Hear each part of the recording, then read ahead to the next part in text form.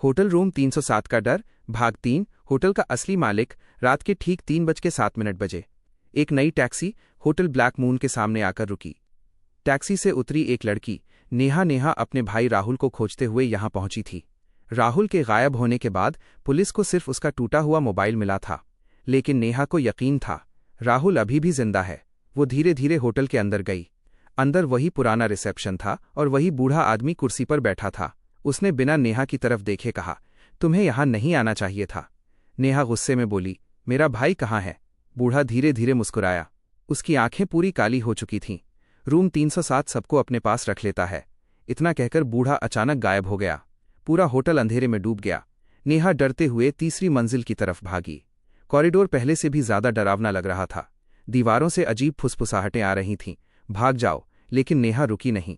वो सीधे रूम 307 के सामने पहुंची। दरवाज़ा थोड़ा खुला हुआ था और अंदर से राहुल की आवाज़ आ रही थी, नेहा, मेरी मदद करो। नेहा तुरंत कमरे के अंदर भागी, लेकिन अंदर कोई नहीं था, सिर्फ टूटी हुई कुर्सियां, खून से भरी दीवारें और बीच कमरे में एक पुराना आईना रखा था। तभी आईने में कुछ दिखाई दिया राहुल।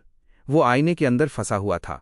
राहुल जोर जोर से चिल्ला रहा था, नेहा, आईने को तोड़ दो। नेहा पास पड़ी लोहे की रॉड उठाकर आईने पर मारने ही वाली थी कि अचानक पीछे से किसी ने उसका हाथ पकड़ लिया। वो वही सफ़ेद आंखों वाली लड़की थी। इस बार उसका चेहरा साफ दिखाई दे रहा था और उसकी गर्दन पूरी कटी हुई थी। उसने धीमी आवाज में कहा, अगर आईना टूटा तो वो बाहर आ जाएगा। नेहा कांपते हुए बोली, कौन? तभी पूरे कमरे की लाइट्स जलने लगीं और आईने के अंदर एक डरावना आदमी दिखाई दिया।